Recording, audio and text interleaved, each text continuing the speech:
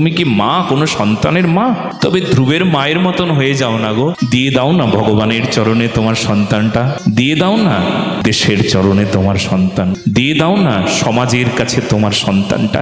মানে ওই রকম নয়, পড়াশোনা করাও, কিন্তু তাকে বোঝাও তুই সমাজের, তুই দেশের, তুই রাষ্ট্রের, তুই সেবক, তুই মানুষের সেবক।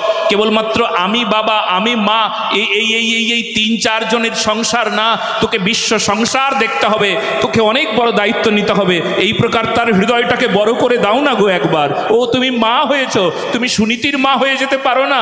একবার বলো না, এই ছেলে বৃন্দাবনে যেতে ইচ্ছে করে তোর? রাধানাথ বলে কাঁদতে ইচ্ছে করে তোর?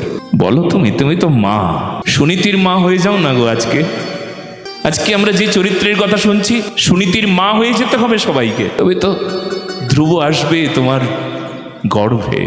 ধ্রুবের মা হতে হবে, সুনীতি হতে হবে গো মা। তোমাকে ত্যাগ করতে হবে, সন্তানের জন্য অনেক কিছু করতে হবে মানুষ করবার জন্য। ওকে স্কুলে পাঠালেই হয় না, ওকে কলেজে পাঠালেই হয় না, ওকে টিউশনিতে পড়ালে হয় না।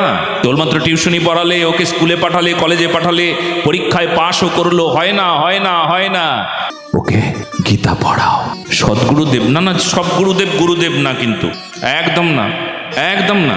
আজকে একজন নাম নিতে এসেছিল, সে বলল, মহারাজ আমি না আগে না মন্ত্র নিয়েছিলাম, কিন্তু আমার গুরুদেব সব কিছু খায়। আমাকে বলছিল ছেলেটা, আমার গুরুদেব সব কিছু খায়, সেই জন্য কি করা উচিত? যে আমার টিচার হবে সেও যদি অ আ ক খ না জানে, আমাকে পড়াবে কি করে বলো না গো? রাধে রাধে। সে যদি যোগ্য না হয়, সে যদি ত্যাগ শিক্ষায় শিক্ষিত না হয়, আমাকে শেখাবে কি করে? তার জিহ্বার লালসা যদি থাকে, তাহলে আমাকে কি করে জিহ্বার লালসা পরিত্যাগ করে আমাকে প্রসাদের আস্বাদন করাবেন? কৃষ্ণ বড় দয়াময় করিবারে জিহ্বা জয়,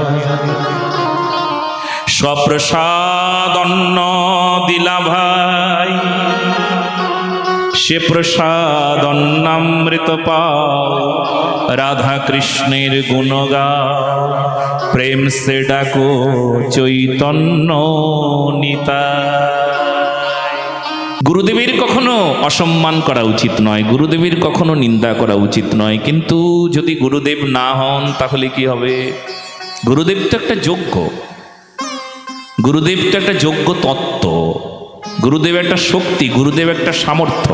যাকে তাকে তুমি তো এসডিওর আসনে বসাবে না, যাকে তাকে তো ম্যাজিস্ট্রেট বানাবে না। যোগ্যতা চাইতো না, গুরুদেব একটা যোগ্যতা। কি গো, সেই জন্য তুমি তোমার সন্তানকে সদ্গুরুদেবের চরণে দিয়ে বলো, গুরুদেব এর শব্দ ঠিক নাই, এর মুখের শব্দগুলো ঠিক নাই, এই কানে যায় এর যায় ভালো না, এ যা জমা করেছে সব খারাপ। আপনিই পারেন এই খারাপগুলোকে সব ছেটে ছুটে বাদ দিয়ে পরিষ্কার পরিচ্ছন্ন একটা মানুষ বানাতে। গুরুদেব আপনি মানুষ বানাতে পারেন, তারপর তো সবার উপরে ভক্তি ভক্ত অনেক পরের কথা। মানুষ বানাতে পারেন গুরুদেব আপনি। যারা গুরুচরণী শরণাগত হয়েছেন, যারা গুরুচরণী আশ্রয় গ্রহণ করেছেন, তারা মানুষ হয়ে গিয়েছে। ধ্রুব মহারাজকে বৃন্দাবনে পাঠালেন। কেন পাঠালেন? কারণ বৃন্দাবনে গেলেন ধ্রুব, আর যদি মায়ের ইচ্ছে পূরণ করেন, মায়ের কথা শোনেন, তবে মা বললেন, যদি ভগবানকে লাভ করিস তবে এই মুখটা দেখাবি। কোন মুখটা দেখাবি? ভগবান পাওয়ার মুখ। যেই চোখে ভগবান দেখেছিস, যে মুখে ভগবানের নাম করেছিস, যখন তুই ভগবান লাভ করেছিস, তখন সাধারণ কোনো মানুষ তুই আর নাই। তখন তোর মুখটা দেখলে আমারও মঙ্গল হয়ে যাবে। বলো না গো রাধে রাধে। আমি মা, আমারও মঙ্গল হবে, আমি বাবা, আমারও মঙ্গল হবে। প্রহ্লাদের পিতার কি মঙ্গল হয় নাই? যখন প্রহ্লাদ ভক্ত হয়েছেন, মঙ্গল হয়েছে বলেই তো ভগবান নৃসিংহদেব হিরণ্যকশিপুরের উদ্ধার করেছেন নিজে হাতে।